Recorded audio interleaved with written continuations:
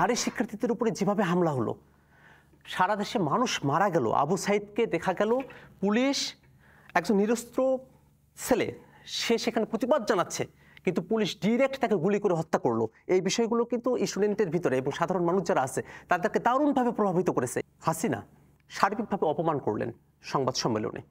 এই বিষয়টা কিন্তু স্পার্ক করে গেল ঢাকা বিশ্ববিদ্যালয়ে। সেদিন রাতে আমরা দেখলাম শিক্ষার্থীরা কিন্তু স্লোগান দিলেন যে না, তারা রাজাকার যে তাদেরকে বলা হলো তারা এটা মানেন না। তারপরের রাতেই স্বতঃস্ফূর্তভাবে সে ছাত্রলীগের দখলদারিত্ব মুক্ত একটা বিশ্ববিদ্যালয় কিন্তু তারা গঠন করে ফেললেন। হল থেকে ছাত্রলীগের দখলদারিত্ব উচ্ছেদ করা হলো, ছাত্রলীগকে উচ্ছেদ করা হলো। এর ভিতর দিয়ে শিক্ষার্থীদের মধ্যেই এই যে একটা ফ্যাসিস্ট রেজিমের ব্যাপারে শিক্ষার্থীরা আগে থেকেই জানেন, দেশের মানুষ আগে থেকেই জানেন, তাদের ভিতরে একটা ক্ষোভের জায়গা সবসময়ই ছিল। কিন্তু তখন এই বিষয়টা আরও প্রকাশ্যভাবে সামনে আসতে শুরু করে এবং আমি পরে গ্রেফতার হয়ে যাই এবং আপনারা দেখেছেন যে শিক্ষার্থীরা তাদেরকে গুম করা হলো। কিন্তু এখানে যারা ছিলেন তারা শক্তভাবে তাদের বক্তব্য উপস্থাপন করলেন এবং সারা দেশের মানুষ এখানে একত্রিত হলেন। নারী শিক্ষার্থী বলেন, পুরুষ শিক্ষার্থী বলেন, তারপর মাদ্রাসার শিক্ষার্থী বলেন, প্রাইভেট বিশ্ববিদ্যালয়ের শিক্ষার্থী বলেন, একেবারে খুবই ছোট ছোট বাচ্চা যারা কিনা এসএসসি লেভেলে আছেন, তারাও কিন্তু এই আন্দোলনে এসে যোগদান করলেন। তাদের অভিভাবকেরা আসলেন। সর্বাত্মক জায়গা থেকে দীর্ঘদিন ধরে বাংলাদেশে এই ফ্যাসিবাদী রেজিমের বিরুদ্ধে একটা শক্ত একটা মানুষের মধ্যে ঘৃণা ছিল, সেই ঘৃণাটা তারা আরও উস্কে দিয়েছে এবং শেষ মুহূর্ত পর্যন্ত মানুষ জীবন বাজি রেখে গণঅভ্যুত্থান সফল করতে সমর্থ হয়েছে।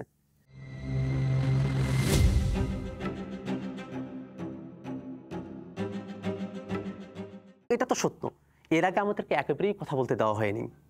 সে জায়গায় যখন প্রাইভেট শিক্ষার্থীরা স্লোগান দেন যে খুনি হাসিনা গদি স্যার, তখন তো তিনি ওই অবস্থার মধ্যে আছেন যে যত লোক মারা যায় যাবে, মানে এত দূর পর্যন্ত তিনি হিংস্র হয়ে উঠেছিলেন। তিনি তো কোনোভাবেই কোনো সমালোচনা কখনোই সহ্য করেন নাই। তো সে জায়গায় তার গদি ছাড়ার যখন স্লোগানটা দেয়া হয় তখন তো তিনি এটা সহ্য করবেন না এবং যা হলো তিনি নির্দেশ দিলেন এবং পুলিশ বাহিনী এবং তার দলের যারা ক্যাডাররা আছে তার উপর্যুপরি গুলি করলো এবং মানুষ মারা গেল এই পরিমাণে।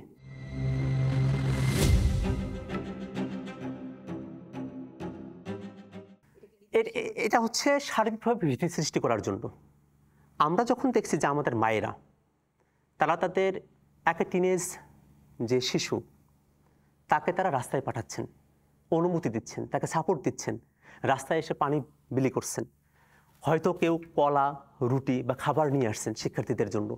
মা হিসেবে, অভিভাবক হিসেবে তারা যখন তাদেরকে এসে সাপোর্টটা দিচ্ছেন, এই জিনিসটা তো আমাদের যারা ইয়াং যারা আছেন, যারা টিনেজ যারা আছেন, তাদের তো সর্বোচ্চ সাহসী করে যে না, আমাদেরকে আর কেউ হটাতে পারবে না। এই যে সাহসটা আসে মায়ের কাছ থেকে আসে, এই সাহসটা যেন না আসে, আমাদের মায়েদেরকে যেন বন্ধ করে দেওয়া যায় মুখটা এবং তারা যেন আতঙ্কিত হয়ে মাথায় কপালে কাপড় বেঁধে, পতাকা বেঁধে তার সন্তানকে যেন রাজপথে পাঠাতে না পারে, এই ভয়টা দেখানোর জন্যই এটা করা হয়েছে।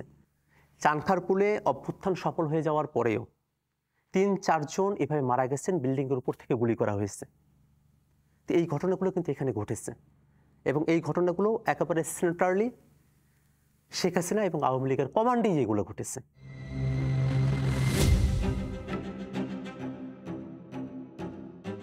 এখানে একটা গণঅভ্যুত্থানের ভিতর দিয়ে একটা অন্তর্বর্তীকালীন সরকার গঠিত হয়েছে।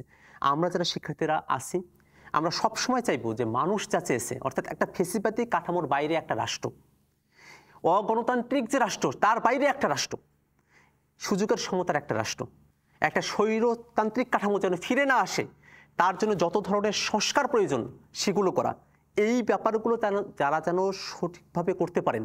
স্বৈরাচার এরশাদের যখন পতন হয় তখনও শিক্ষার্থীদের একটা ভালো ধরনের ভূমিকা ছিল, সবসময় শিক্ষার্থীরা কিন্তু অগ্রনায়ক ছিল। এবারের আমরা যা চেয়েছি শিক্ষার্থীদের মধ্য থেকে যেন একেবারেই উপদেষ্টা যারা আছেন তাদের সঙ্গে সরাসরি কাজ করে সরাসরি যেন সেখানে শিক্ষার্থীদের যে বক্তব্যগুলো আছে আমরা যেন উপস্থাপন করতে পারি, যে দায়বদ্ধতার কথা তারা সবসময় বলেছেন, এই দায়বদ্ধতাকে যেন তারা বাস্তবে পরিণত করতে পারেন, এই জায়গা থেকেই কিন্তু তাদের সেখানে যাওয়া, যে একটা প্রতিনিধিত্ব সেখানে থাকুক।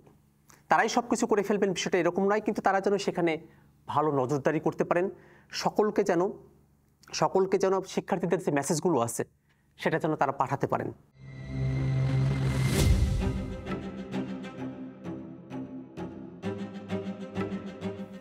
নারী শিক্ষার্থীরা তারা যদি রাজপথে না আসতেন তাহলে গণঅভ্যুত্থান সম্ভব ছিল না। নারী শিক্ষার্থীরা যখন রাজপথে নেমে আসেন তখন সেটা বিজয়ের দ্বার প্রান্তে পৌঁছে যায়। 14 তারিখে যখন এরকম ধরনের একটা অপমানজনক বক্তব্য আসলো, সেই সময় কিন্তু সবার প্রথম যারা রাজপথে এসেছে তারা কিন্তু নারী শিক্ষার্থীরা। আমার স্পষ্ট মনে আছে, আমি যখন টিসিতে এসে গোটা কত শিক্ষার্থী, ছেলে শিক্ষার্থীকে আমি দেখছিলাম যে তারা পিছনে ঘুরছে বা কয়েকজন রাজুতে দাঁড়িয়ে আছেন। সে সময়টাতে শামসুন্নাহার হল থেকে শত শত মেয়ে তারা কিন্তু স্লোগান নিয়ে আসতেছে। আমি কিন্তু তাদের সঙ্গে হেঁটে হেঁটেই রাজুতে এসেছি।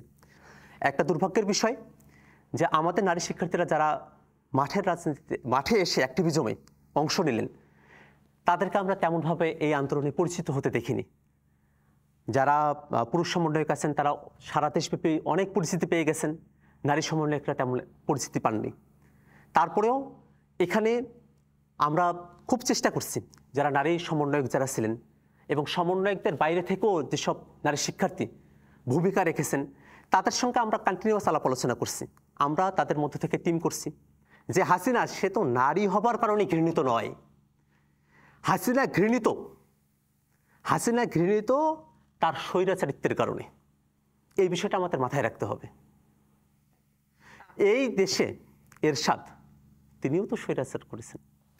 শিক্ষার্থীরা এখন ট্রাফিকের যে নিয়ন্ত্রণ তাদেরকে নিতে হয়েছে, এটা একটা বাস্তবতার জায়গা ছিল এবং সেখানে নারী শিক্ষার্থী পুরুষ শিক্ষার্থী কোনো ভেদাভেদের জায়গাটা কিন্তু ছিল না। তারা মিলে মিশেই আন্দোলন করেছেন, মিলে মিশেই দেশ সেবার কাজে কিন্তু তারা অংশ নিয়েছেন।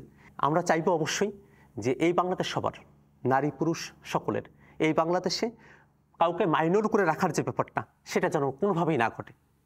সকলেই যেন সকলের অধিকারটা পায় এবং সকলের যেন একটা প্রতিনিধিত্ব থাকে, সেটা যেন নিশ্চিত হয়ে আসে।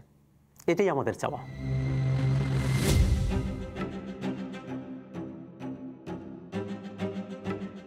বিচার বিভাগকে সংস্কার করা আসলেই খুবই কঠিন। আমি আইনের শিক্ষার্থী এবং তিনবার কারাবরণের আমার অভিজ্ঞতা আছে। এবারের কথা বলি, আমার রিমান্ড হবে কি হবে না, রিমান্ডের আবেদন হলো। আমার যিনি আইনজীবী ছিলেন তিনি রিমান্ড বাতিলের জন্য তিনি আবেদন করলেন, কিন্তু ওপেন কোর্টে যিনি বিচারক ছিলেন তিনি কোনো আদেশ দিলেন না। তিনি বললেন যে নথি পর্যালোচনা করে আদেশ, অর্থাৎ তিনি ওপেন কোর্টে না, তিনি তার কামরায় গেলেন, খাস কামরায় যাওয়ার পরে সেখান থেকে তিনি আদেশ দিলেন। এই বিষয়টা কিন্তু একটা ইঙ্গিত দেয় যে বিষয়টা তিনি তার মতো করে ফাংশন করতে পারছেন না। বিষয়টা তিনি খাস কামরায় যাওয়াটা এটা এই আশঙ্কাই তৈরি করে যে খাস কামরায় অন্য কোনো জায়গা থেকে কোনো একটা আদেশ আসছে। এবং আমরা দেখেছি এখানে বিচার বহির্ভূত হত্যাকাণ্ড যেমন ঘটেছে, বিচারিক হত্যাকাণ্ডও এখানে ঘটেছে এই দেশে। একটা বিষয় হলো মানুষের শেষ ভরসার জায়গাটা হচ্ছে জুডিশিয়ারি। সেটাকে যদি সংস্কার করা না যায় এবং এর যে বিতর্কিত সমস্যাগুলো আছে এটাকে যদি সমাধান করা না যায়, তাহলে কোনোভাবেই আমরা যে মুক্তির স্বপ্ন দেখি এই মুক্তির স্বপ্ন বাস্তবায়ন করা সম্ভব না। এটা খুবই টাফ। এখানে যারা দায়িত্বে আছেন তাদের খুবই সাহসী ভূমিকা রাখতে হবে, একই সাথে আরও কিছু কার্যকরী ভূমিকাও নিতে হবে।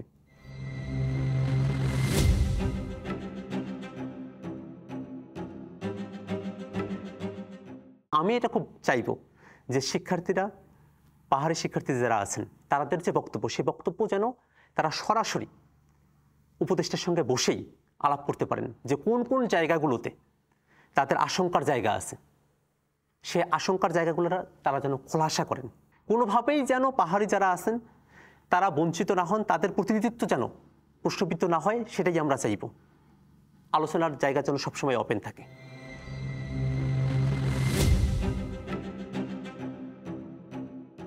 যে এখন যে 7% যেভাবে যে যে যুক্তি থেকে করা হয়েছে সেগুলো তো ফেসিবাদী যে কাঠামো, সেই কাঠামোর মধ্য থেকে আসা যুক্তি। সেই কাঠামোর যুক্তি দিয়ে তো আমাদের বিজয়ের পরে এই বিষয়টা চলতে পারে না। অবশ্যই আমরা চাইব যে এই জায়গায় একটা যৌক্তিক সংস্কারই আসুক।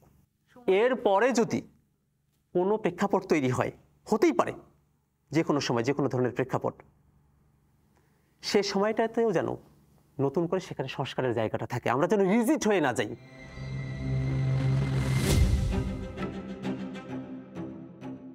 স্বাধীনতা অর্জনের থেকে স্বাধীনতা রক্ষা করা কঠিন। এখন পর্যন্ত অনেক ধরনের ষড়যন্ত্র হচ্ছে।